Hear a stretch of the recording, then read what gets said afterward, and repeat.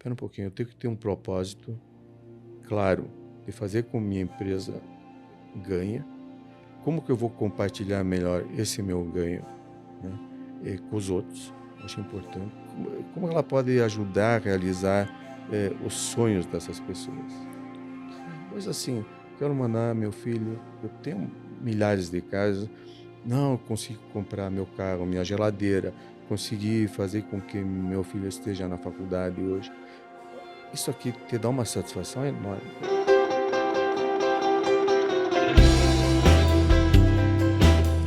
Hoje eu tenho o prazer de receber na minha casa um dos principais empresários do país. Ele nasceu na Bolívia, assim como a minha mãe, filhos de pais de refugiados que sobreviveram ao Holocausto.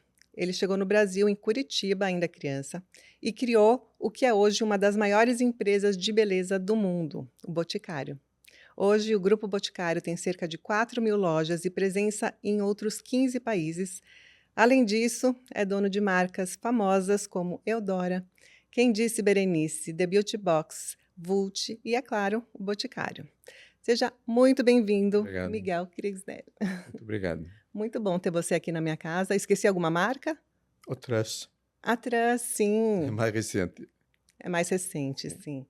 Estou muito feliz de ter você aqui na minha casa. A gente estava conversando antes sobre as origens, né, em comum. Minha mãe estava aqui conversando com a gente, a minha tia também.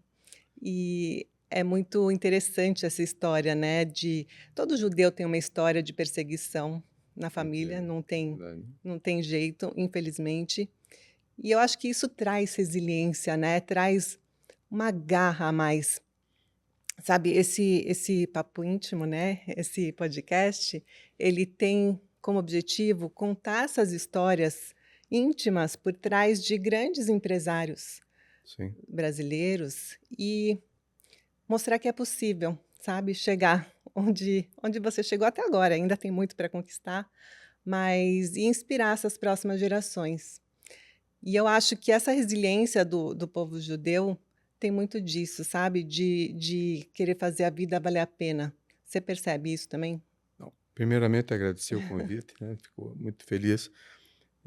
E com esse teu trabalho, né, eu sei o quanto que é importante, principalmente por levantar toda essa temática, ainda mais hoje, né, em que novamente estamos sendo atingidos por um mar, né, de antissemitismo, tudo isso. É importante, né, também no Brasil, né, mostrar Sim. quem é quem, né, quem está ajudando a construir esse país e quem, através de todas as nossas tradições, tem enriquecido, né, em tantas coisas, tanto empresários como professores, a quantidade de situações em que nós estamos envolvidos, muitas pessoas não sabem disso. Então, acho legal o teu trabalho até para divulgar, né, o papel É até verdade. dos judeus nesse contexto Na brasileiro, sociedade, né. na sociedade brasileira, e o que que eles têm trazido de bom, né? Sim.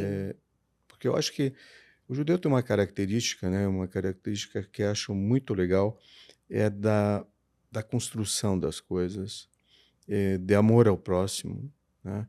É muito diferente do que outras nacionalidades que parece que odeiam, destroem, e eu acho que isso é uma característica muito legal É muito da nossa área. positiva, né, porque Claro, apesar de tudo que fazem com a gente, eu nunca imaginei viver uma situação de antissemitismo igual a gente vive hoje. Eu achei que era coisa do passado, que a sociedade tinha evoluído e que a gente nunca mais ia passar por isso. É uma coisa muito primitiva, né, perseguição. Imagina, se fosse essa perseguição em relação a negros ou qualquer outra etnia, não faz o menor sentido, mas a judeu sempre se arruma um motivo de fazer com que exista essa perseguição, esse ódio, e apesar disso, a gente não fica rancoroso, a gente não fica se remoendo e lamentando, a gente, como você falou, constrói, né, é sempre com verdade. amor, com intenções boas, positivismo, e aí as coisas acontecem, né. Mas você sabe que eu acho que uma das coisas importantes é que as pessoas não conhecem. Se você, nesses últimos tempos, visse né, assistisse às entrevistas até com estudantes, pessoal de um nível, eles desconhecem até essa situação que hoje a gente está vivendo em relação a Israel, aos palestinos. Ali tem uma confusão histórica Tem desinformação, de né, muita informação em que infelizmente, as pessoas são muito rasas, sabe? Uhum. Tem a notícia ali pelas manchetes e acabam não se aprofundando para ver quem é quem, né? O que Sim. está acontecendo de fato ali. E essas manchetes são muito tendenciosas e não dá para entender o contexto histórico, tem muitas distorções de narrativas também, e isso acaba prejudicando muito a nossa imagem, né. E aí acaba fomentando esse antissemitismo. Às vezes a pessoa nem tem essas más intenções, esse ódio no coração, mas acaba sendo influenciado. Entendeu?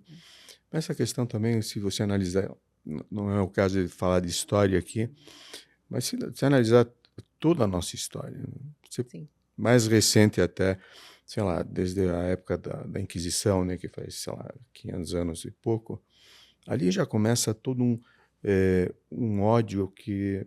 Eu fico pensando na Inquisição, né? A própria expulsão dos judeus, né, na época da Espanha, né, tudo isso. Ali existia um antissemitismo, sim, havia aquela tentativa de converter os judeus, né, para outras religiões, e de repente, às vezes eu fico pensando que não era tanto isso, mas era uma vontade de se apoderar da riqueza dos judeus em prol de alguma coisa que, entre aspas, era mais questões religiosas. Mas aí houve, acho que, muita ignorância em relação ao tema. verdade. E tem muitos brasileiros, inclusive, que são cristãos novos, né, que são, descendente de judeus daquela época, porque a Inquisição aconteceu na Espanha, em Portugal, na Sim, Península Ibérica, e muitos imigrantes, então portugueses e espanhóis, têm descendentes até hoje no Brasil aqui. que não sabem que têm essa ascendência judaica, né, que foram forçados a ser convertidos.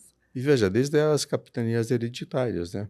Quem vinha para cá, né, nos navios, eram judeus que sofreram lá na Inquisição e começaram a encontrar no Brasil um lar seguro, né? Sim, Um lar que, até hoje, né? Isso aqui, eu acho que a gente vive num país maravilhoso, né?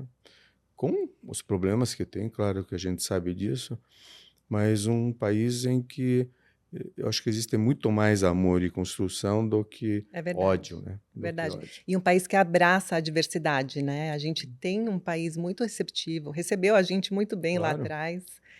E eu quero contar essa história então, tá bem? que a tua família então nasceu na Bolívia e, os seus pais poloneses, né, Não, mãe meu polonesa. pai, não, meu pai era polonês e minha mãe era da Alemanha, né? A minha mãe saiu da Alemanha uns 2 anos antes de começar a Segunda Guerra Mundial, mas já se sentia ali o antissemitismo fervendo, né? E meu pai é da Polônia, meu pai Sim. veio da Polônia. A minha avó também, a minha avó materna era alemã, fica à vontade. Minha avó materna então ela nasceu na Alemanha, mas os pais dela eram poloneses. E chegou na Bolívia também um pouquinho antes de ela escapou é considerado sobrevivente do Holocausto, porque quem fugiu antes escapou da morte, Claro, né, sem escapou dúvida. de parar nos campos de concentração. E ela também foi parar na Bolívia, na época Getúlio Vargas não aceitava judeus, né, É isso verdade. estava acontecendo, então foram todos a encontrar essa oportunidade na Bolívia, e tinham trabalhos bem simples, né, até mais braçais. Como é que era na tua família? Não, veja, eu fico imaginando, a gente fala hoje de grandes empreendedores, né?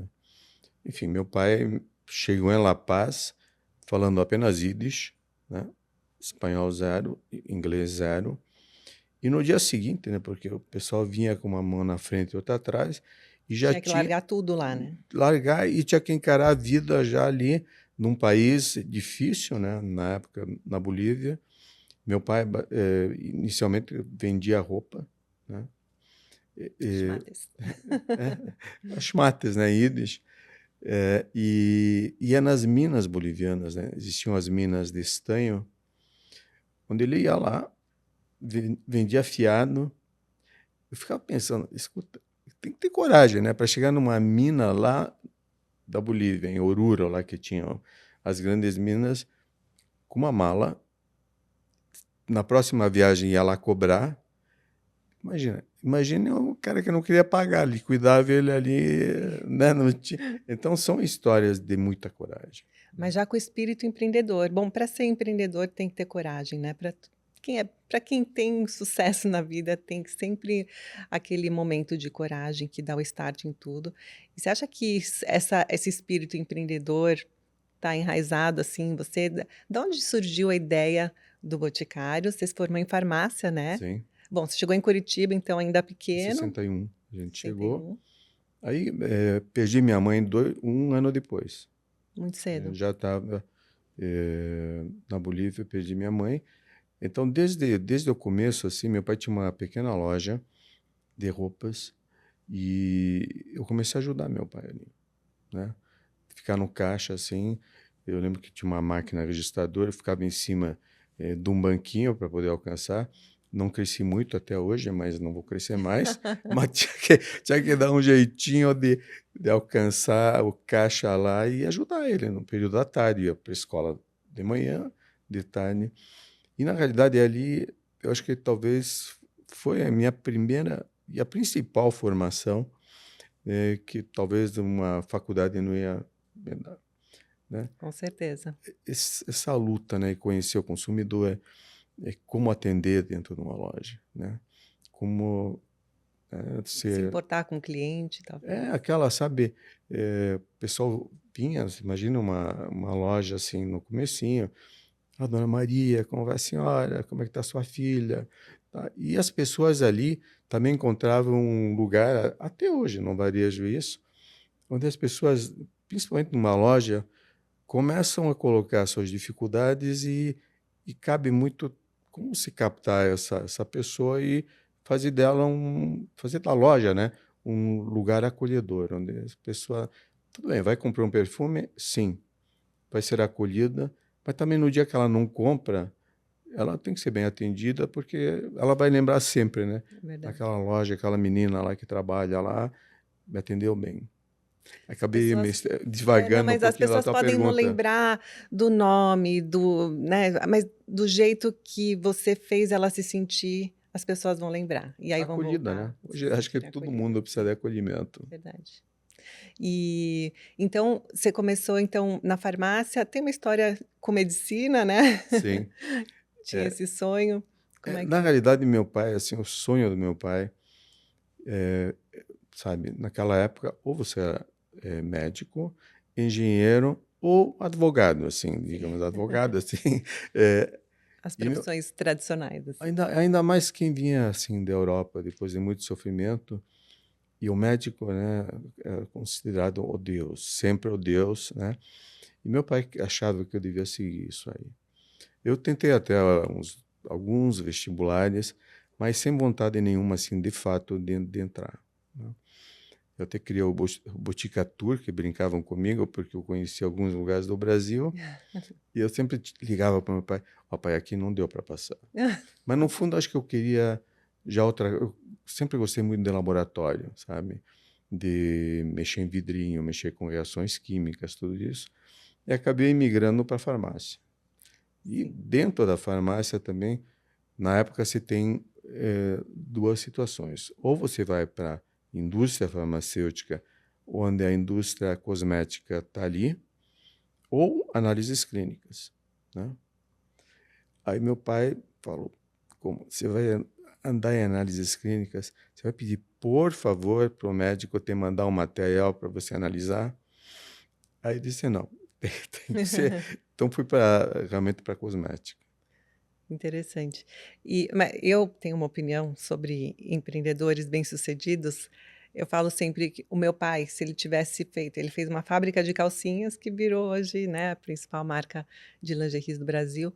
Mas eu falo, se ele tivesse feito uma fábrica de parafuso, ele ia ser bem-sucedido. Claro. Não é? Porque eu É. acho que é isso, acho que o que faz a diferença em empresários bem-sucedidos é essa vontade de fazer acontecer, sabe, aquela garra, trabalho duro, né, mas principalmente aquela vontade de ser alguém, e de não ter a mínima possibilidade de não dar certo, E né. quando erra, porque a gente erra muito, Vai errar, com né? certeza. Eu acho que aí que está, né, a capacidade de errar, reconhecer o erro, chorar por um dia, falar um Cádiz, né?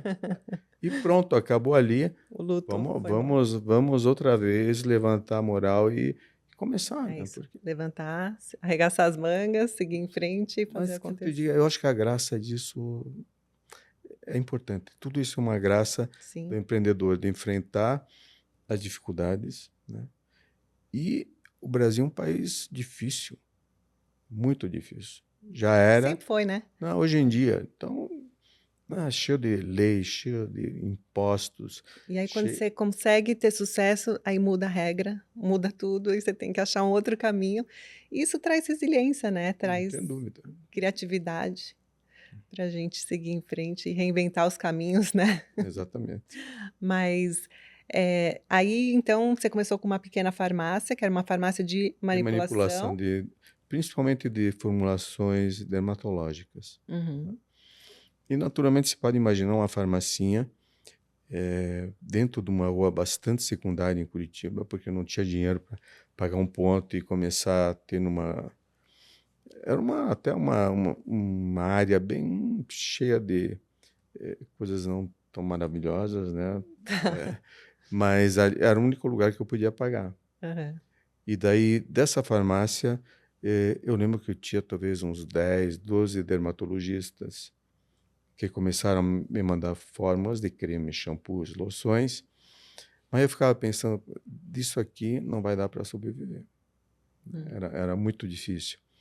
E como eu tinha muitas horas vagas ali no laboratório, eu comecei a pesquisar cosméticos, né? Matérias-primas que poderiam ser importantes. Aí comecei a desenvolver uma pequena linha de cremes, creme de colágeno, de elastina, algumas emulsões, shampoos de altíssima qualidade, né? Porque eu sentia que assim, se tinha um caminho a seguir era através da qualidade, Uhum. só, né? E comecei a vender isso. Aí foi interessante porque os consumidores começaram a voltar por um negócio de boca a boca, né? As pessoas gostam do mistério até hoje. Uhum. Aí falavam, sabe, naquela rua lá em Curitiba tem um farmacêutico, né? Um farmacêutico, ele atende até de branco, porque usava uma roupa branca para ele, né? Ele indica cremes, shampoos. E aí a coisa começou a andar. Legal. Aí começou a Achou um andar. caminho aí É, bacana. é, E eu sei que teve uma história, muito interessante com outro judeu muito famoso, sim. que é o Silvio Santos, né, que foi a oportunidade que você encontrou aí de fazer escalar o negócio. Como é que conta essa história? Olha, numa oportunidade que estava em São Paulo, aqui, visitando algum fornecedor, eu conheci um pessoal que era ligado a vidro, né? Aí tinha um senhor de idade e falou, escuta, você gosta de frascos, etc. Parece que o Silvio Santos estava criando uma empresa, essa empresa chamava Chanson, e ele começou a ter outras prioridades e a desenvolver outra área, principalmente a televisão, que acho que surgiu oportunidade. Ele já tinha mandado fabricar vidros, potes e tal. Eu fui numa visita ao depósito dele, aí o rapaz estava me atendendo e falou, ó, então eu falei, olha, tem aqui desse vidro, que é a nossa ânfora, tem, sei lá, 40 mil, do pote de creme lá tinha 20 mil e tal. Eu fiquei olhando aquilo, eu vou querer 1000 vidrinhos disso, 500 disso, né? Claro, era para farmácia ainda. Ela falou, não, é tudo ou nada. É tudo ou nada. Eu falei, como tudo ou nada? Aí o cara falou, bom, só posso vender tudo. Aí eu, né, mas quanto que você quer de tudo isso? Aí ele mandou uma cifra assim, Você não tinha como pagar na época. não, nunca. Aí eu falei, bom, fala lá com o pessoal do Silvio, fala com ele, que se ele me fizer em 12 vezes, né, eu levo isso aqui. Mas eu já estava querendo dar uma marcha ré, né? Porque eu disse, bom, Não é joguei, para mim. É. joguei, não vou sair aqui. Aí ele foi lá, ficou uns 10, 15 minutos lá falando no depósito. Ele, olha, falei com o pessoal, tá? Em 12 não dá para fazer, mas em 10 dá para fazer. Eu disse, pô, agora, Ferrou. agora ferrou, eu vou ter que levar isso aqui, né? Aí eu lembro, a gente, enfim, foram 2 caminhões que foram para Curitiba com vidro, né? Com um monte de coisa. Foram. Porque eu pensei assim, bom, eu vou pagar, não tenho dinheiro, claro, vou ter que fazer uma ginástica aqui, mas o que pode acontecer? Né? Faço uma devolução da mercadoria, né? Mando uma cartinha, né? Cara, é o Silvio, não quero ficar te devendo, estou devolvendo a mercadoria e pronto, jogo o problema novamente para ele. Mas foi muito legal porque nem da ânfora, né, que é o nosso principal perfume, Virou um ícone, né? virou um ícone, que aí eu recebi essências, comecei a trabalhar nisso. Enfim, em 60 dias eu criei uma linha de acho que uns 12 perfumes diferentes, mesma embalagem, só que daí eu pintava uma de vermelho, uma de azul, uma de amarelo, E incrível, aí começou a vender, porque eu usava essência já de altíssima qualidade. Porque quando você é muito pequeno, se você quer alguma coisa diferente, você tem que investir no quê? Em Virou o teu qualidade. diferencial. Uhum. E aí começou a deslanchar o negócio. Muito legal.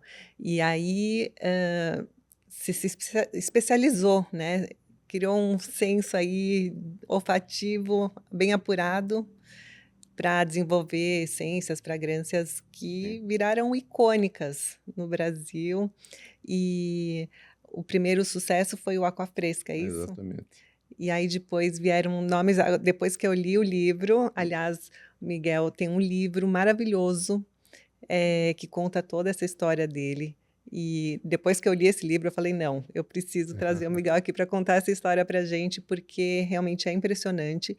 E os detalhes, as sutilezas dos detalhes são muito inspiradoras, né? Do surgimento do nome Aquafresca, Sim, dos outros grandes ícones, né? Que foram o, homenagens às suas filhas, sim. A né? Tati, a Cecília, que é minha esposa, né? Sim, E Tati, a Nete, que era o Anne.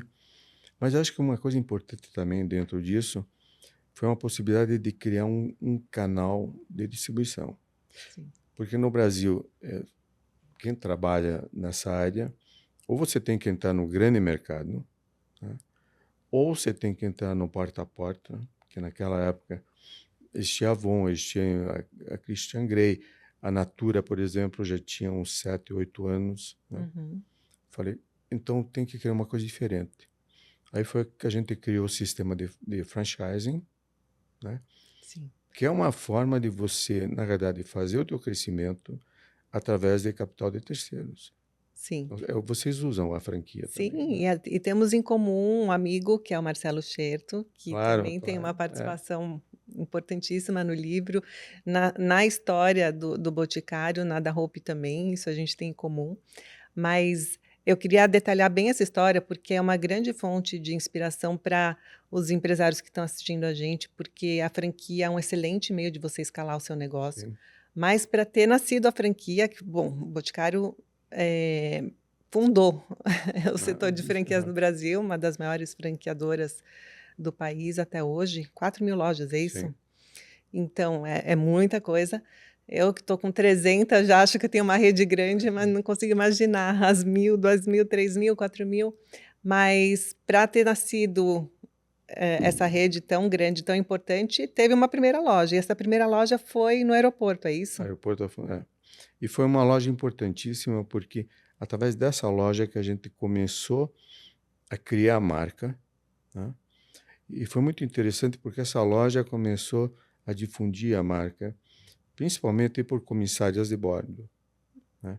Que desciam no aeroporto, levavam um pacotaço, né, de produtos e iam vender nas suas cidades. Começou aí, né? E também porque eu achei que o sistema de franquia era uma forma interessante, principalmente, em primeiro lugar, pelo capital de terceiros, claro, que vão te alavancar, porque se você sabe muito, se fosse criar uma roupa filial da tua rede, não é nem capacidade financeira para isso. Mas Não. como é que se cuida de uma gerente, uma vendedora, sei lá no interior da Amazônia? Sim. Não tem como. Até porque é outra cultura. E tem outra coisa que eu gosto muito da franquia, é que a dona da loja do interior do Amazonas, ela é a dona da Hope naquele ponto, né, naquela Exatamente. cidade, naquela praça. Então, nada vence o empreendedor, né. Não. Ela entende a cultura local, ela conhece a clientela, esse mesmo cuidado que você tinha, né, com as Sim, clientes do teu pai lá na loja, é isso, é aquela coisa local, aquele atendimento, aquele cuidado, o se importar com o cliente, e nada ganha disso, né. não, não. Não tem um negócio também, eu acho que deve ter isso. A grande maioria das nossas franqueadas são mulheres, eu acho que foi muito bom isso. Uhum, E era interessante porque quem começou a procurar a gente eram maridos, assim, o uhum. esposo, que vinha, legal essa loja, eu lembro da loja do aeroporto, falar, esse negócio é legal, talvez para mim uma mulher isso aí, Sim, sabe? Porque minha mulher pode receber as amigas ali, né? Que sim. nem fosse vai ser um negócio bacana dentro da cidade, ela ser conhecida, né? Trabalhar na sociedade e ter uma lojinha lá de vender perfume. Uhum, Aí foi interessante porque a grande maioria já eram mulheres. Eu acho que também estava num momento assim, para a mulher muito importante de entrar no mercado de trabalho, uhum. né? Por um negócio que era perfumaria, é sempre um negócio interessante. E foi um negócio bacana, porque à medida que essa mulher foi crescendo, foram surgindo maridos que começaram a largar o negócio deles e começaram a administrar. Eu tenho Sim, vários exemplos. eu também, É, igualzinho, igualzinho. não é verdade? Aí Sim, o marido, deixa que eu cuido da administração disso sim. aqui, e também ajuda, claro, né? Uhum. E a esposa continua no business Na propriamente dito. operação, Então, sim. isso a gente É, tem. história muito Imagina, é parecida. muito semelhante. Sim, mas sabe o que eu achei muito interessante dessa oportunidade que você enxergou de ter essa primeira loja no aeroporto, assim como os frascos, né, do Sim, Silvio Santos foram uma oportunidade que você abraçou com uma corajosa, né, um lance corajoso e que fez toda a diferença aí sim, né, no futuro do negócio. A loja até essa primeira loja no aeroporto, acho que também foi um ponto importante, porque ganhou muita visibilidade, né, porque uma coisa é estar lá numa rua em Curitiba, mesmo que seja muito movimentada, que fosse um ponto muito bom, no aeroporto você tinha essa coisa das pessoas passando, viajando e exatamente. levando a marca, o produto para outras cidades, né. E você sabe que foi interessante porque era no aeroporto antigo ainda. Aí tinha um espaço ali que tinha uma loja da ICA na época, era de lembrancinhas de Curitiba, tinha uma loja de malas, tinha a joalheria do Rosman do outro lado. Eles queriam uma farmácia ali, né, para Uhum, atender. Aí eu lembro que teve uma licitação.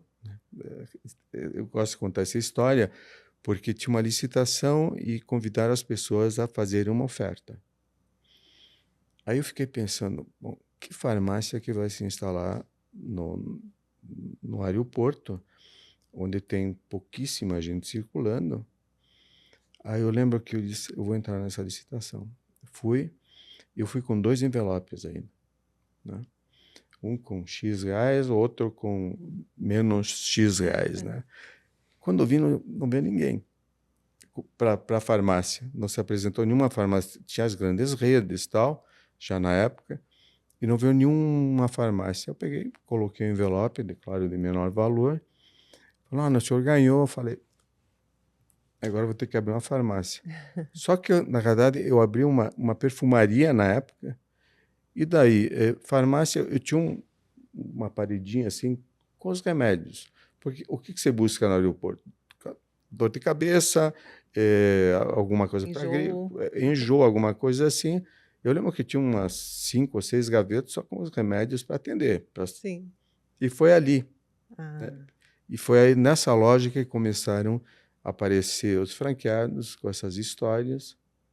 E então abrimos a loja aqui em São Paulo.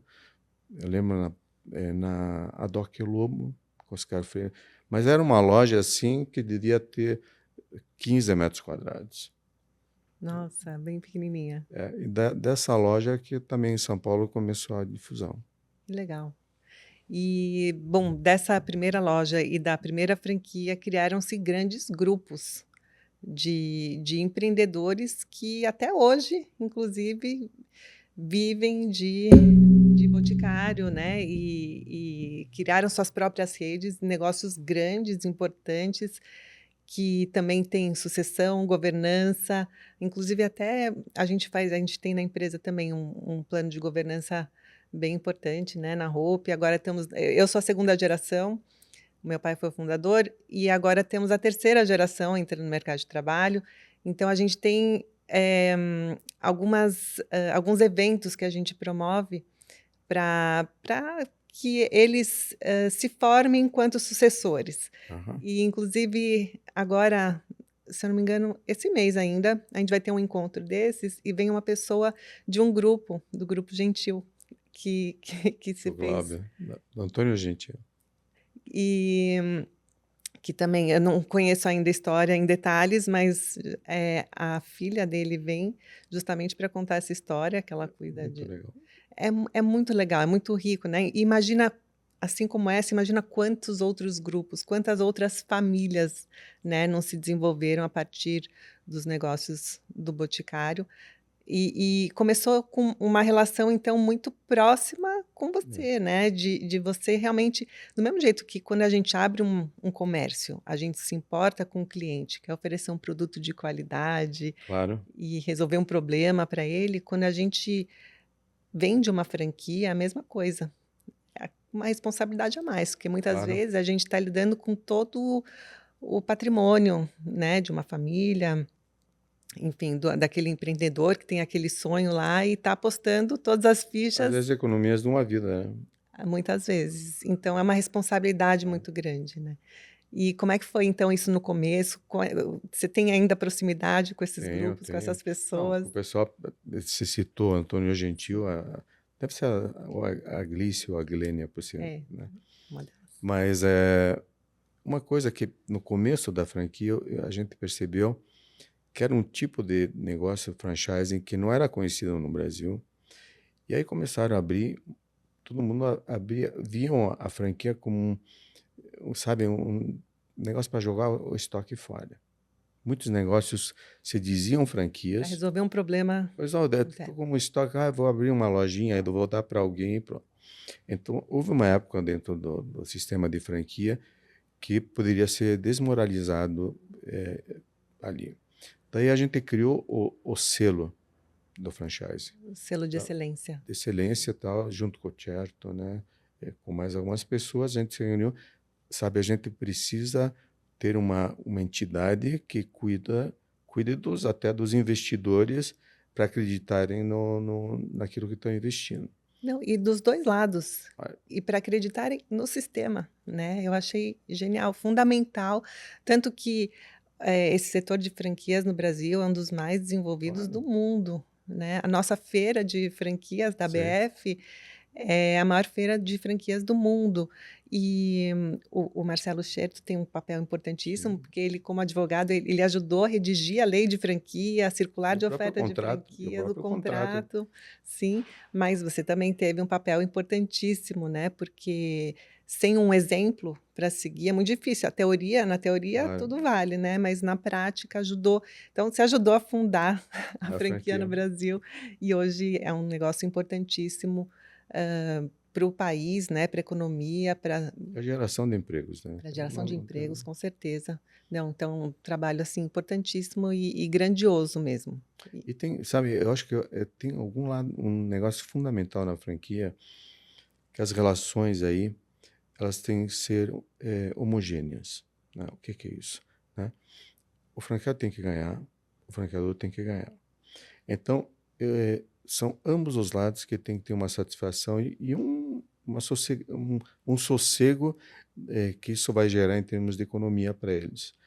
Porque se você tem relações desequilibradas e não harmônicas, dificilmente o negócio vai funcionar. não vai dar Porque certo. o negócio é confiança, Sim, né? Você pode ter o melhor contrato do mundo, você sabe, o contrato está cheio de cláusula ali, mas se não houver, se houver uma quebra de confiança, destrói tudo. boas intenções.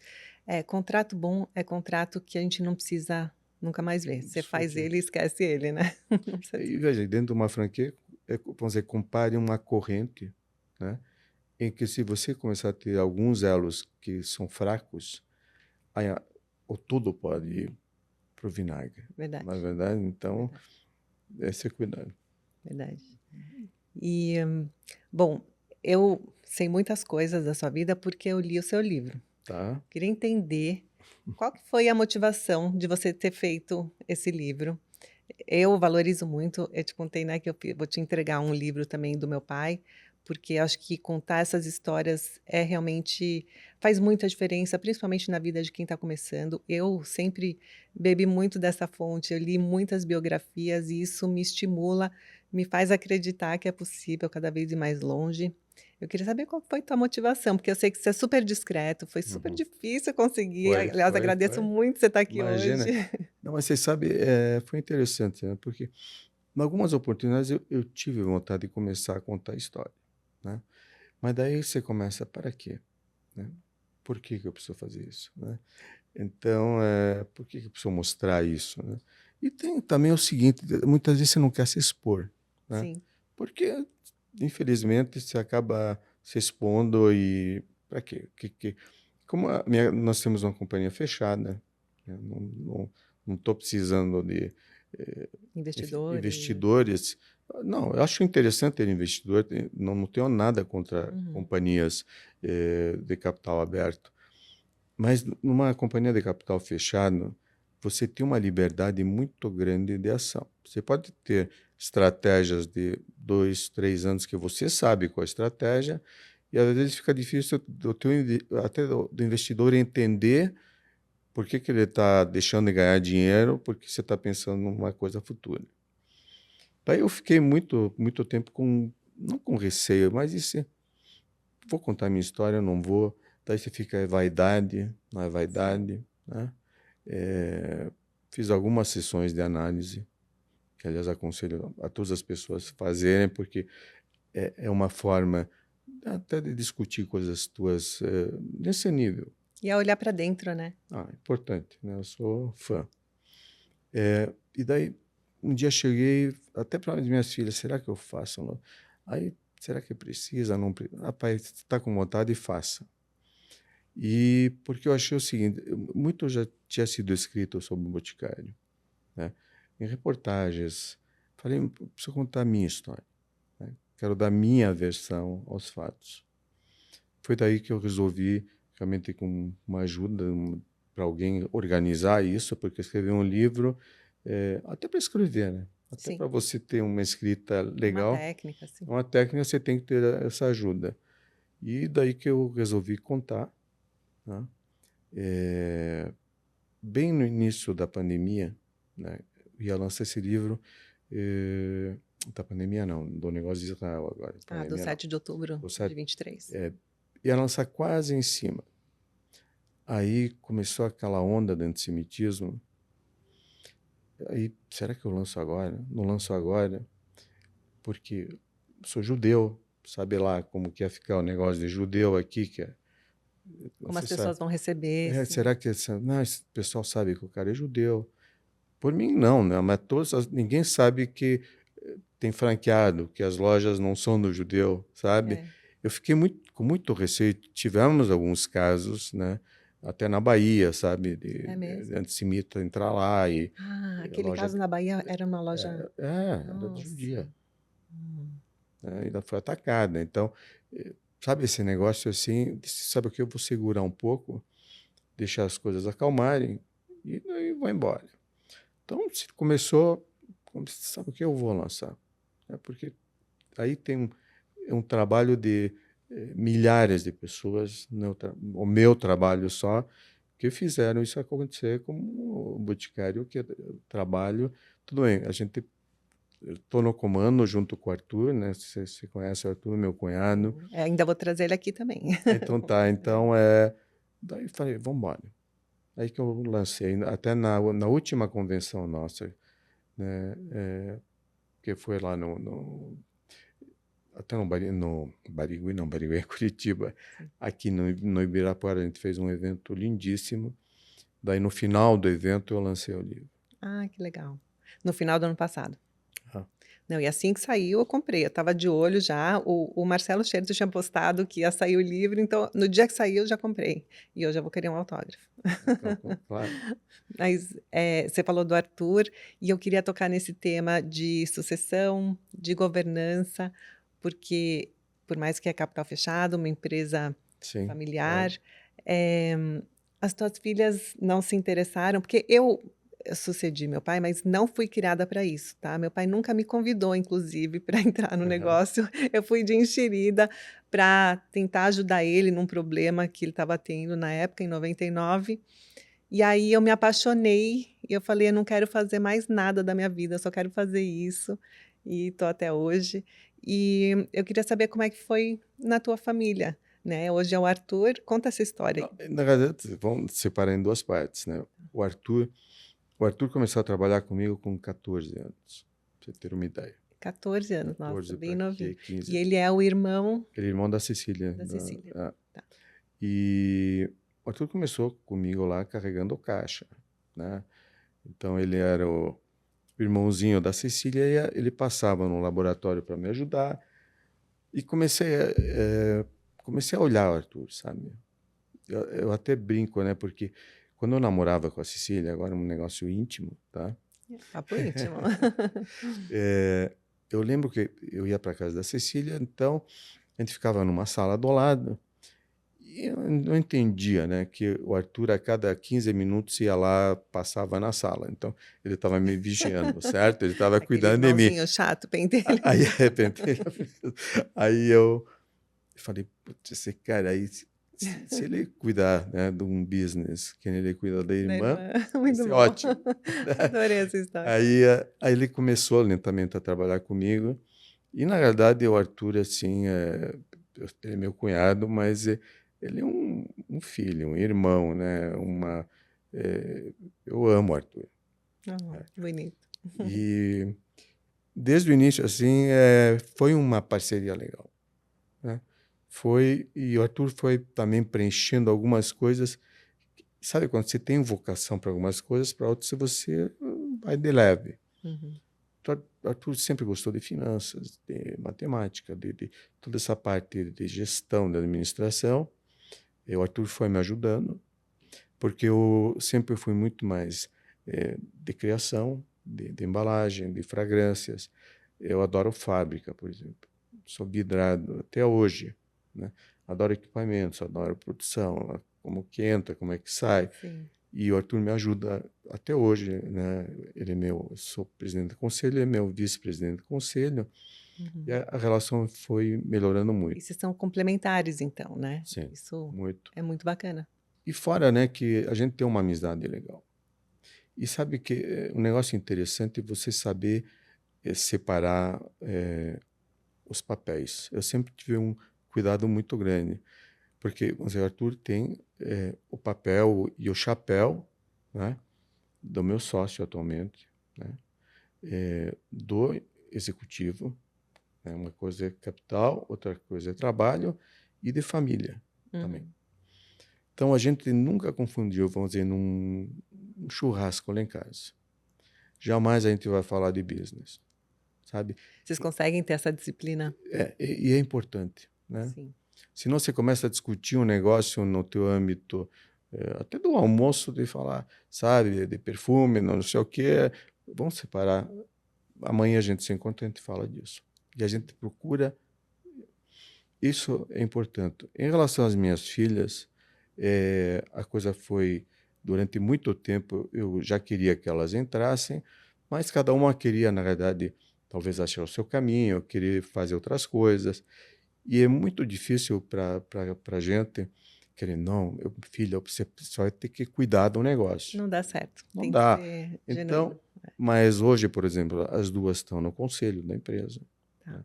É ótimo que elas me ajudam, as duas, né, cada um mais em o seu papel, né. Elas têm Uma perfis diferentes também? tem, né, por exemplo, a Tati é marqueteira, ela gosta de produto, ela, né, e a Neta é mais da gestão, da visão, da franquia. Então são muito complementares e hoje em dia elas estão na empresa como conselheiras, não como executivas, Uhum. e cada vez melhor, sabe. Muito bom. E em que momento você teve essa profissionalização da gestão? Porque o Arthur foi CEO, né, por Sim. bastante tempo, inclusive, e hoje vocês têm um CEO que não é da família, um Sim. CEO de mercado, é isso? Na realidade, a gente começou a afinar isso mais ou menos há uns 10, 12 anos atrás. À medida que a empresa foi crescendo, eu senti isso aqui tem que ter uma gestão cada vez mais profissional e dentro de, vamos dizer, de um nível de diretores, né, tendo toda a questão de governança, em que você tem que ter diretores que têm funções diferentes, muitas vezes. E daí, como é que você trata isso do ponto de vista, né, de governança? Então, você tem que ter, naturalmente, um CEO e um conselho em cima que vai definir as coisas. Uhum. Daí, 15 anos, vamos colocar 15 anos atrás, eu disse, sabe o que, vamos melhorar toda essa questão da governança. Aí trouxe um grande conselheiro na época, um grande profissional, né? Quem que era? É, não, Pode falar? não, o Pascal Rossetti, ele é um professor até hoje da Dom Cabral, Ótimo. é um senhor assim já de uma certa idade que me ajudou muito, né, a montar o nosso conselho até agora nessa parte de governança. Uhum. Uma pessoa, sabe, é uma questão muito, tem que ser muito delicado com tudo isso, tá? Sim, e aí a ampliação, a aquisição e a formação dessas novas marcas, né, desde a Eudora, quem disse Berenice, Sim. foi a partir desse momento da profissionalização? Da profissionalização e também a gente fez um excelente trabalho com a Bain Company. Sim. Vocês conhecem, não deve conhecer. Sim, a gente também fez Então foi recentemente. muito bom, vamos dizer, fazer uma análise do mercado, detectar dentro dos diversos canais as oportunidades que teria, né? Tanto no canal, que tipo de produtos, né? Como é que você consegue ampliar isso, e a gente montou, né, um negócio, que tipo de categorias de produto que a gente podia encaixar, que tipo de canais que a gente poderia encaixar, porque, vamos dizer, hoje em dia o grupo, basicamente, ele é multimarca, multicanais, né? Onde, hoje em dia, cada negócio tem algumas características que são comuns, né?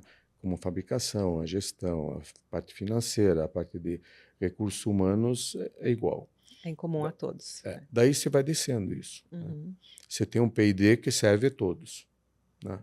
Toda a parte de laboratórios, atender todos, mas a partir daí você começa a caracterizar melhor cada área. Uhum. E tem funcionado muito bem. E é interessante, você começou então no varejo e hoje você tem a venda direta, que na Sim, época você teve esse dilema, você escolheu o varejo para se diferenciar justamente da sim. concorrência, tinha Avon, tinha outras marcas aí já navegando nesse mundo. E eu tenho uma história interessante em relação a isso, porque era a minha briga com meu pai. Ele Uhum. acho que todas as pessoas que vêm de baixo, que vêm do zero, assim, querem dar oportunidade para outras pessoas se desenvolverem, ganharem Sim, seu claro. sustento, e a venda direta tem muito esse papel, principalmente Sim, para mulheres, né, para ter não só ou aquela segunda renda, ou para ter o seu sustento, sustentam famílias através dessa renda, da venda direta. E o meu pai era o sonho da vida dele fazer venda direta. E eu cheguei e eu falei: "Não, a gente vai entrar no varejo". aham, E aí a franquia teve um papel muito importante, porque foi o jeito que eu convenci ele de que outras pessoas irão viver de Hope, né, sim, não vão ser aquelas revendedoras, mas, outros empresários que vão ter o seu a sustento oportunidade, através do sim. nosso negócio. E e eu sempre fico pensando, assim, era uma grande frustração dele, ele ficou até o fim da vida tentando, insistindo, montando pequenas, redes de revendedoras, e é uma coisa ainda que eu tenho mal resolvida e que um dia ainda eu preciso retomar esse assunto. E agora, né, mais recentemente, você entrou na venda direta. Sim. Como é que foi esse movimento e ele deu certo logo de cara? Você sabe, eu sempre tive muito receio no início da venda direta. Por quê? No canal de franquia, você tem que cuidar muito, para não ter um conflito de canais. Sim. Tá? Porque se está com franqueado, né? Esse franqueado, de repente, vê o teu produto sendo vendido por revendedoras, onde ele começa a ter problemas de É canal. uma concorrência, A sim. concorrência. O que nós fizemos? Isso aqui, por exemplo, os meus franqueados, os antigos franqueados, eles começaram sozinhos a fazer, vamos dizer, uma venda que eu chamava de porta a porta, uma venda por catálogo, mas isso tudo era muito indisciplinado, né? Então, a revendedora ganhava um catálogo, né? Para você ter uma ideia, os próprios preços dos produtos eram escritos na caneta, então já tinha um conflito de preços, né? Então foi indo, a gente sentiu daí, até por causa da concorrência, que expandiu o mercado através de lojas, você tem um certo limite. Você vai através do mercado aberto, quer dizer, mercado aberto que eu falo em drogarias, supermercados, tal, também um perigo. Nós estamos com algumas marcas aí, mas sempre com questão de imagem, como é que fica essa imagem. Daí as revendedoras que foram, então resolvemos fazer o quê? A gente resolveu que todas elas se abastecem nos franqueados, Uhum. né? Então você tira a questão do conflito Sim. do franqueado que foram as bases e são naturalmente para você as bases do teu negócio, né? Então você consegue satisfazer o elo inteiro. Essa era a saída perfeita para a gente, inclusive era uma ideia que meu pai tinha também, e a gente falava: "Não, isso nunca vai dar certo", até você ir lá e fazer no Boticário.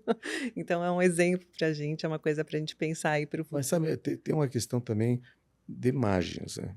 À medida que a coisa vai diluindo, você vai tendo uma perda de margem, Sim, porque você tem que satisfazer uma a porção de margem tanto do pessoas. franqueado quanto Claro, da revendedora. esse negócio Sim, vai diminuindo. sim, Então, é um equilíbrio de margens também, onde a gente trabalha muito, né? Para ter toda uma cadeia satisfeita. E deu certo logo de cara ou no começo foi ajustando para garantir essa margem, né, para todo Não, a gente foi ajustando. foi ajustando, né? Naturalmente, houve um sacrifício de margem da fábrica, Sim. né? Do franqueado também, né? Uhum. E, naturalmente, agora com a revendedora. Mas também você tem que saber que tem que compensar também através do volume que você vende. Sim, uma coisa compensa a outra, né. Você pode ter uma margem menor, mas de um volume muito maior, então essa conta fica de pé no fim. Né? E também quando você tem a fábrica, vocês têm a fábrica nas mãos. Sim, Então, permite também uma certa flexibilidade aí. sim, com certeza. E só porque a gente tem fábrica que a gente consegue fazer isso, porque quem terceiriza Não, tudo, aí não consegue garantir você tem essas que ter margens. a cadeia inteira, né? Sim. É, cada vez mais verticalizados, ainda mais no Brasil, não dá para importar muita coisa por causa da Cada vez pior, variação né? cambial, cada vez pior. Não, e agora você tem, enfim, a China inteira que quer vender calcinha, Sim, com não é? certeza, com certeza. E a gente aqui pagando todos os tributos, impostos que a gente paga, então é uma concorrência Não, até meio não, eu acho desleal. super injusto, sabia? É, O que está acontecendo no Brasil é a destruição, né, de muitas indústrias. sim. Assim, até como o mercado, né? Você tem as grandes empresas, que eu não quero citar o nome, que acabaram fechando muitos negócios, Sim, muitas fábricas, muitos negócios, até por centralizarem uma série de coisas, até o canal de distribuição. uhum. Mas a gente sabe, olha, até como judeu, a gente sabe que consegue sobreviver. A gente tem que arrumar os Tem que caminhos. arrumar, tem que fazer as coisas para se ajustarem aí. É bem assim. E tem, tem 2 pontos que eu queria ainda tratar com você, que é, bom, primeiro sobre sustentabilidade, que virou um pilar importante, né, dentro do grupo, e que veio de uma inspiração de uma visita a Israel, é isso? Sim, Que aconteceu no Keren Kayemet, é é isso? correto. Como é que foi? Sempre gostei, né? E continuo gostando do Keren Kayemet. Né, tem feito um papel excelente, diferente, né? Falei, acho que é domingo, sábado, falei qual o nome dele? Você conhece o rapaz do Keren Kayemet aqui no Brasil ou não? Eu sei quem é, eu esqueci o E nome dele. casualmente ele é mágico, né? É Mágico. ótimo, ele faz... E ele encabeçou o negócio do KKL, trazendo uma versão talvez mais moderna até do KKL, para divulgar, principalmente dentro de escolas, tudo isso. Mas quando eu conheci o KKL, era historinha. Você comprava árvores, né? Comprava, ganhava um certificado que você comprou 10 árvores tal, que vão ser plantadas em Israel. Aí o pessoal recebe um certificado que aquilo ganha um presente para isso. E para quem não sabe, Israel é uma região que não é muito propícia, né, para desenvolvimento nem da agricultura e, bom, é deserto ou Zero. pântano, então através de muita tecnologia, muita pesquisa, desenvolvimentos conseguiram fazer literalmente fazer o deserto florescer. Não, Então é um exemplo para o mundo todo. Então você se inspirou nisso para e trazer também, esse pilar de exatamente, em sustentabilidade, né? primeiro lugar, é incrível o que Israel fez. Sim. Desde a irrigação, tudo isso, que imagine, os primeiros que foram para lá, né, enfim, bem antes, né, Os kibbutzim, né? os Sim. kibbutzim, eu ficava imaginando, muita gente estava lá, muita gente dos sobreviventes da Segunda Guerra Mundial também foram para lá, teve uma imigração, mas só encontrava pântano e pedra. Sim. Então, eu fico pensando assim, quanta pedra, quanto pântano o pessoal trabalhou ali. Imagine, trabalho manual, para Uhum. começar a criar todo um sistema de irrigação, um sistema de plantar em um terreno super desfavorável. Hoje vai lá, né, faz as laranjas melhores, as melhores frutas, tudo isso. Tomatinho cereja que a gente É, consome aqui no Brasil é um você, desenvolvimento de Israel, então né? fico pensando a quantidade de trabalho que tem isso. Fora que Israel é o berço da tecnologia no mundo, a Startup Nation, né? Tudo, tudo. A partir disso, desse terreno inóspito, floresceu, prosperou, virou referência, né? Exatamente. Aí eu peguei muito essa filosofia do certificado, da árvore e tal. Aí comecei a pensar, sabe o que? Eu vou criar um certificado que comprando, sei lá, 2, 3 produtos, a empresa se prontificava a fazer a plantação de X árvores em lugares que precisava. Ideia linda, poética, né? A ideia era linda, poética. Aí eu peguei e chamei um agrônomo, alguém, né, da indústria, para trocar uma ideia com ele. Aí falou, mas quantos perfumes você vende? Estão falando exatamente, a fundação nasceu em 90, Olha, né? que bonito. Aí eu falei, não, sei lá, vendo 30 mil, 40 mil perfumes por ano, Por ano. Aí ele me falou, você de que área, né? Não, eu sou farmacêutico. Aí ele me falou, você tem uma ideia, assim, do que é plantar 30 mil 30 mil árvores? Para começar a plantar árvore e depois achar áreas para plantar e cuidar. Falei, ele falou, não vai rodar. Essa ideia não vai ser legal. Aí que ele mesmo falou, por que não faz uma fundação? Uhum. A gente criou uma fundação e foi muito legal porque eu trouxe, naquela época, grandes especialistas na área ambiental. Uhum. Pessoas até de renome, né, que queriam realmente ajudar nessa fundação, todos trabalhando ad hoc, né, professores, porque eu sentia assim que muita gente ali que queria trabalhar nessa área ou estavam dentro de universidades e uma dificuldade enorme às vezes de alguém entrar com um processo formal que precisa de, sei lá, 5 mil reais para comprar reagente aquilo dentro de uma burocracia. Sim. Então aí que começou a fundação, né? Então hoje é acho que é uma das maiores fundações brasileiras que pertence a uma instituição privada Uhum. e é um trabalho maravilhoso. Então Bonito. foi o início do KKL, a inspiração foi o KKL. Que legal. Não, muito legal essa história. E tem também o Museu do Holocausto, em Sim. Curitiba. Quando que ele ficou pronto? E de onde que veio essa ideia? Quando começou? A ideia veio antes do Museu do Holocausto, bem antes. eu sempre tive um interesse muito grande por isso, até por ser sobrevivente, né? Uhum. Eu estava muito marcado assim. Meu pai que sofreu mais dentro da Polônia Uhum. e assim, quando ele já estava recentemente até no Brasil já, eu volta e meia acordava de madrugada assim com meu pai, assim, eu via ele gritando na cama dele. Que ficam os traumas, né? Nossa, eu Muito. chegava lá, o pai estava inteiro suado assim. Nossa. Aí eu acordava, mas o que que tá com, o que que você sonhou, né? Sonhei com um monte de alemão correndo atrás de mim, né? De motos tal, mas era um pesadelo, na verdade, de algumas vezes.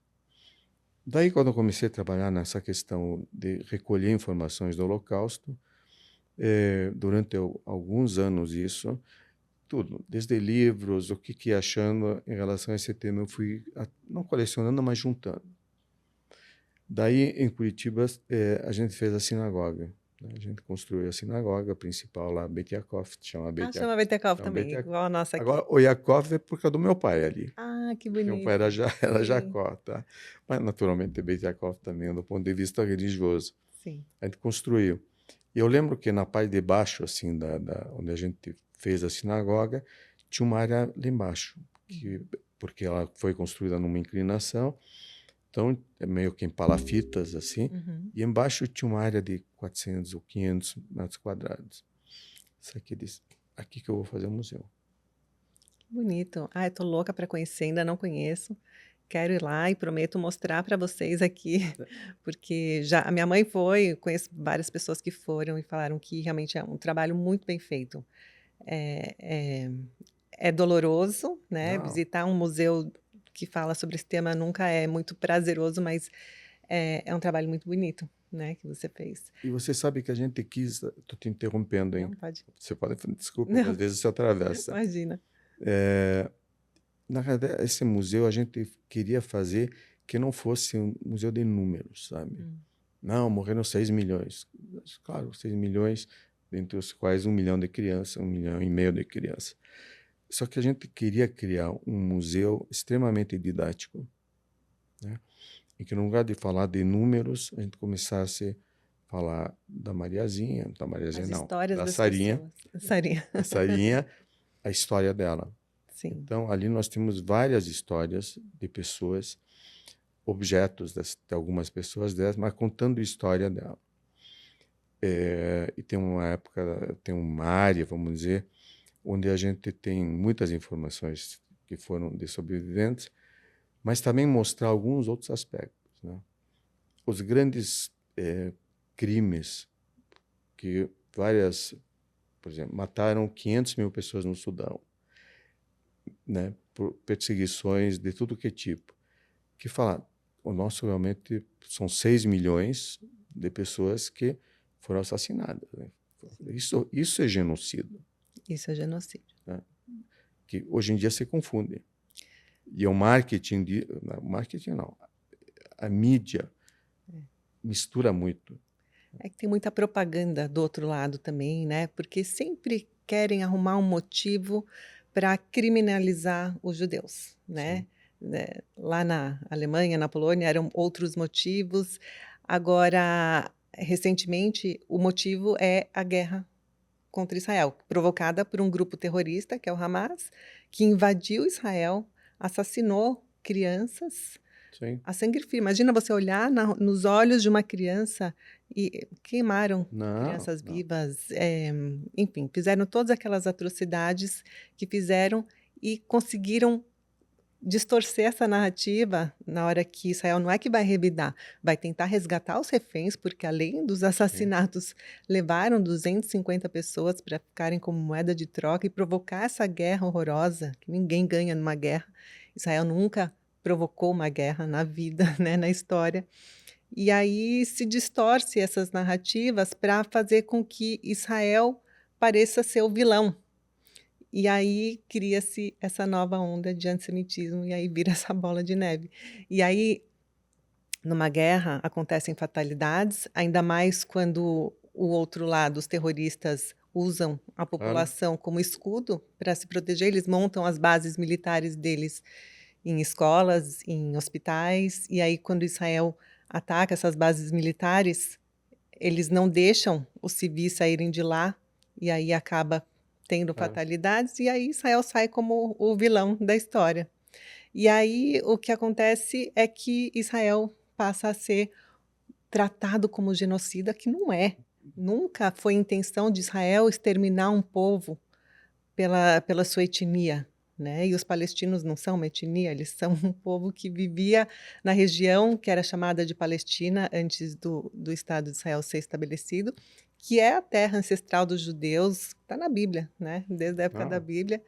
E, enfim, toda essa distorção de narrativas acontece, e numa guerra civil no Sudão, que morrem muito mais pessoas do que morreram em Gaza, nessa situação toda, não é genocídio, mas não. em Gaza está acontecendo genocídio, quer dizer, totalmente sem sentido, né.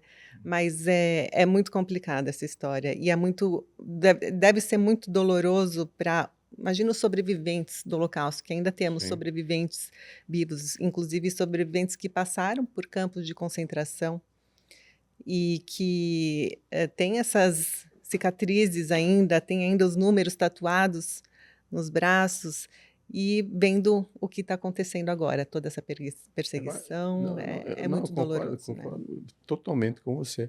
Agora, uma coisa que chama atenção, né? Hoje em dia, a mídia divulga toda aquela destruição que foi feita ali. Em Gaza. Não, você vê os prédios e tal. Que é chocante, é uma imagem É chocante. chocante, mas tem que lembrar também a quantidade de túneis que Sim. estavam embaixo dessas construções, Uhum. né? Então, se você vê o mapa dos túneis, o que que eles estavam embaixo de hospitais, embaixo de prédios. Então, De Israel, residências, então, uma refém que foi resgatada estava num túnel, num quarto de criança, tinha um Mickey e uma princesa. então, os túneis, né? Eu fico analisando, né? Esses túneis foram feitos, foram fabricados. A população em cima lá, o que que acharam? É conivente, no Não, mínimo acharam o quê? conivente. Que iam fazer um metrô lá embaixo? Não é verdade? É verdade. Infelizmente, ali eu acho que tem uma situação extremamente difícil.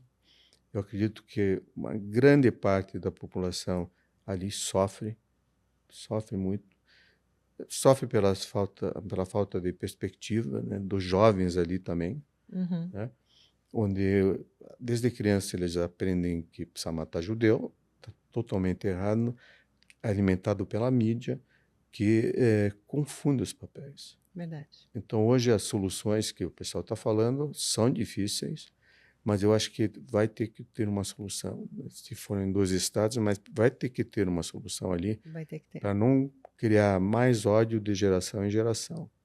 E verdade. tem que ser qualquer iniciativa boa, eu acho que tem que ser apoiada. Existe muito dinheiro no mundo para não ser utilizado em armamento, nem em mísseis e tal, e que tem que canalizar para uma coisa positiva. Positiva, construtiva, Não tem para o dúvida. bem, né, não para o ódio, para o mal, para a destruição, para túneis do terror. O mundo está muito desvirtuado, né, e os verdadeiros valores da vida precisam ser resgatados, e precisa de um elefante branco, assim, colocar umas ideias mirabolantes na mesa para poder sair desse ciclo, porque senão não tem fim, como você falou, se as crianças são educação é tudo, né, se as crianças são educadas para o ódio, o próximo ciclo vai ser daqui a Não, 80 anos vai acontecer de novo. então imagine, num bombardeio desse, tem gente que perdeu, né? Falando até do lado deles, claro. Uhum. Perdeu pais, perdeu crianças. Esse cara, né, que perdeu tanto, ele vai. É um sofrimento de. É um sofrimento. É, É um sofrimento que nem a gente teve em 7 de outubro, né? E quem fez. Eu acho que Israel não tinha outra alternativa.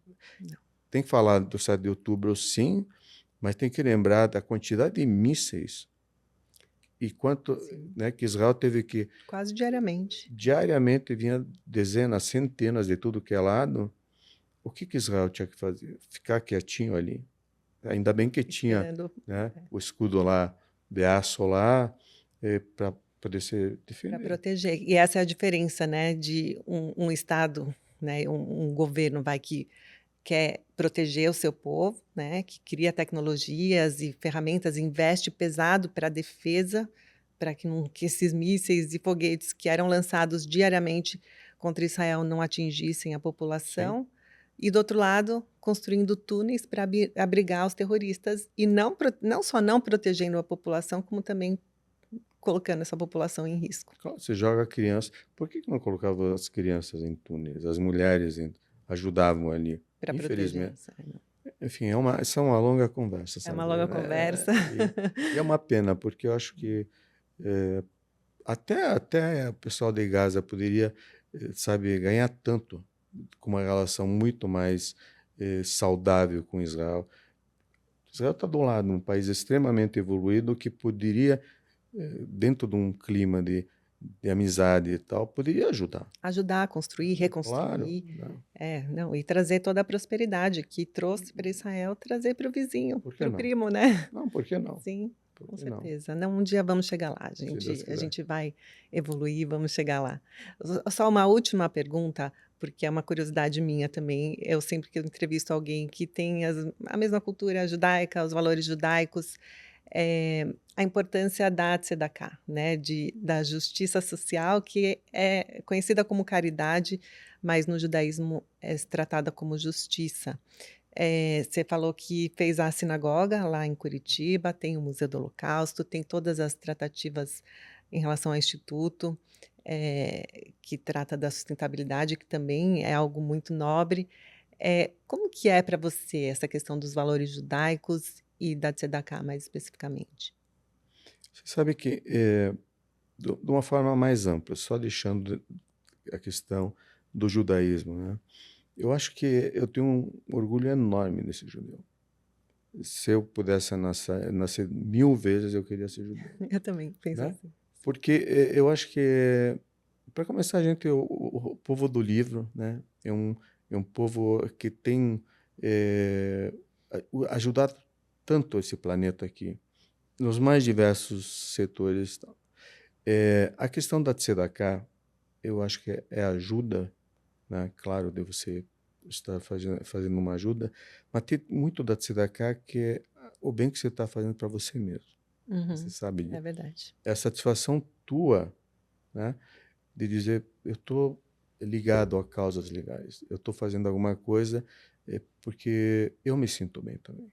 É Né? verdade. Eu me sinto bem e também eu acho, sabe, Sandra, eu acho que a gente é jogado num planeta, você não pediu para nascer, a gente é jogado num planeta, você tem duas oportunidades, de ser um alface,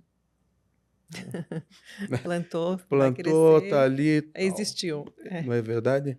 Ou fazer da tua vida ter um sentido maior, né? O que que a tua existência, né, pode ajudar da melhor forma, ajudar num país como o nosso, por exemplo, onde tem tanta injustiça social, onde eu vejo o papel do próprio empresário ajudando muito nisso, mas tanta injustiça social, então, espera um pouquinho, eu tenho que ter um propósito claro de fazer com que minha empresa ganhe. Como que eu vou compartilhar melhor esse meu ganho, né, com os outros? Acho importante. É importante de ter as pessoas que estão ao teu lado trabalhando. Como que essas pessoas podem crescer? Como que essas pessoas, como que é, vamos dizer, a Hope também, né? Claro, como ela pode ajudar a realizar os sonhos dessas pessoas?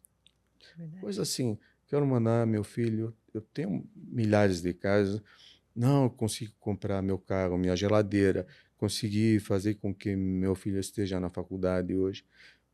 Isso aqui te dá uma satisfação enorme. Enorme. A gente acha que é para o outro, mas na verdade é a gente A que gente, olha, é, eu ouço os engrandece. depoimentos lá na empresa de pessoas que eu vejo como você ajudou essas pessoas a crescerem e Uhum. essa felicidade, né, que a pessoa está contando que ela tem, isso faz um Transmite bem. para a gente. Não, com certeza. Eu acho que o Verdade. nosso papel é muito maior do que apenas ter uma empresa, mas sim o quanto que você faz como judeu, faz como empresário, faz pelo meio ambiente, seja da melhor maneira possível, até porque passamos por esse mundo aí e alguém vai lembrar da gente, mas sabe, esses caras aí fizeram a diferença Legado. de alguma forma, É. deixaram um legado. Que bonito, adorei, adorei essa definição. Que conversa inspiradora, assim, Obrigado. das mais inspiradoras da vida. Né? Tem uma pergunta que eu sempre faço para todos os meus convidados, que é para me contar alguma coisa da sua intimidade. Queria saber quem é o Miguel na intimidade. O Miguel, na intimidade, eu vou te dizer, uma vez me entrevistaram, mas qual é o seu hobby? Aí, o senhor tem avião? O senhor tem não sei o quê? Você tem isso, tem aquilo? O que o senhor adora fazer? Eu, durante muito tempo, eu fui muito ligado a teatro, por exemplo, né? Principalmente teatro de animação, teatro de marionete, teatro de fantoche, que Sim. até hoje, até mais ou menos eu sigo com isso. Eu diria que é isso. E a minha intimidade, eu sou uma pessoa eh, fechada, não. Sabe, eu sou talvez mais Mais família. reservada, mas muito da família, sabe? Sim. Eu acho que a família é o núcleo, né? E a família é que me dá força, sabe? Eh, de, de fazer aquilo que eu desejo e criar o bem, criar coisas boas, maravilhosas. Eu acho que é a coisa mais íntima, assim. É mesmo. E tem uma netinha nova, né? Tem. Tem 2 netinhas, então, É agora? linda. Minha neta é linda. É a menina mais linda que nasceu no Einstein ano passado. Ah, com certeza, deve ser. Miguel, muito obrigada. Imagina, Que conversa gostosa, inspiradora. tive o maior prazer de estar com você e, enfim, está convidada para ir para Curitiba conhecer o museu a hora que você quiser. Em relação ao business, né? O que você precisar, também vão conversar. A gente tem um trabalho muito legal nesse programa de sucessão, né? Sim, Até porque eu entendo que franquia não é herança, sabe? Você tem que preparar as pessoas que vêm na sequência, até para respeitar o que os outros fizeram, né? é um legado, de Então, novo. É, estou à disposição também. muito obrigada. Vou querer sim, vou estar lá em breve em Curitiba. Combinamos. Obrigada. E se Imagina. você gostou desse papo íntimo, não deixa de deixar o seu carinho para o Miguel aqui nos comentários. O livro, eu vou mostrar. Olha aqui, livro maravilhoso. A Essência de Empreender. Adorei o nome. Nome fantástico. Aqui o livro. A Essência de Empreender, Miguel Krisner. E se você gostou desse episódio, não deixa de deixar o seu carinho para o Miguel. Compre o livro dele. Assina o canal do Papo Íntimo para saber dos próximos episódios. E muito obrigada. Até o próximo.